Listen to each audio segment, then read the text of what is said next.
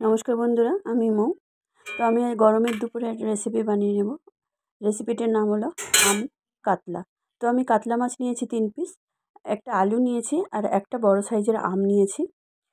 তো আমি আম কেটে নিয়েছি, আলু কেটে ধুয়ে ভেজে নিয়েছি, আর নিয়েছি 5 ফোড়ন, শুকনো লঙ্কা, তেজপাতা, আর নিয়েছি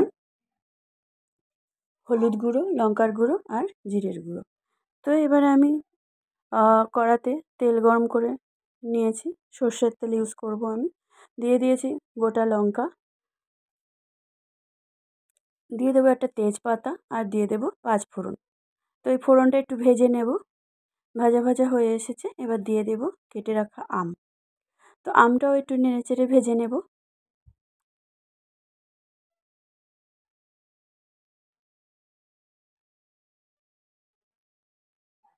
অসহ্য গরমে এরকম একটু টক টক যদি মাছের ঝোল হয়, খেতে অসাধারণ হয়। তো এবারে আমি আমটা ভাজা ভাজা হয়ে এসছে, তো একটু নুন দিয়ে দেব, একটু ঢাকা দিয়ে দেব যাতে আমটা একটু গলে আসে। তো আমটা হয়ে গেছে, এবার আমি দিয়ে দিয়েছি আদা, গ্রেট করা আদা অল্প, একটু নেড়ে চেড়ে নেব।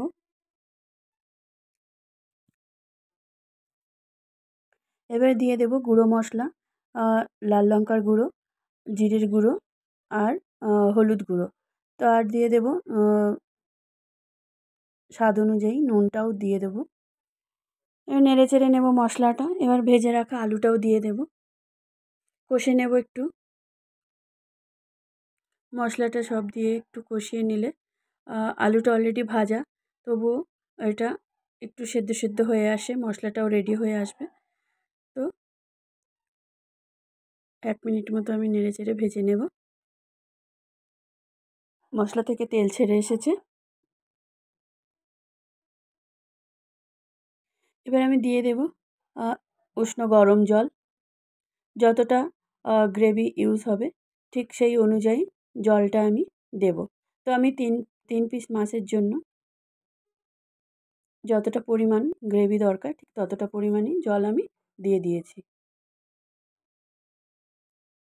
এবার ঢাকা দিয়ে 5 মিনিট রান্না করে নেব।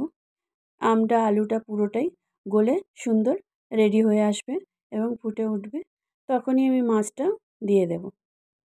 তো রেডি হয়ে গেছে, আমি মাছটাও দিয়ে দিয়েছি, ভেজে রাখা মাছ। এবার আবার ঢাকা দিয়ে রাখবো 2-3 মিনিট মতো। তো নেড়ে চেড়ে দেখে নেব, প্রায় রেডি হয়ে এসেছে।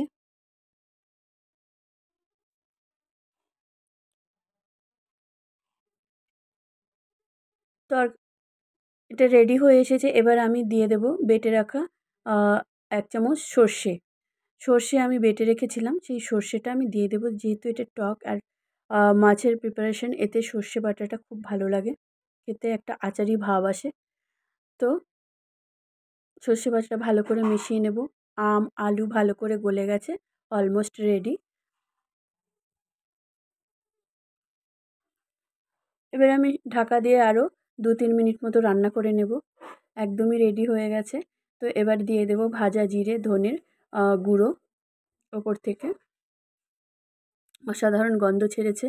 তো বন্ধুরা, আমার এই রেসিপিটা যদি ভালো লাগে প্লিজ লাইক করবেন, অবশ্যই বানিয়ে খেয়ে দেখবেন। আমার চ্যানেলে নতুন হলে অবশ্যই সাবস্ক্রাইব করার অনুরোধ রইল।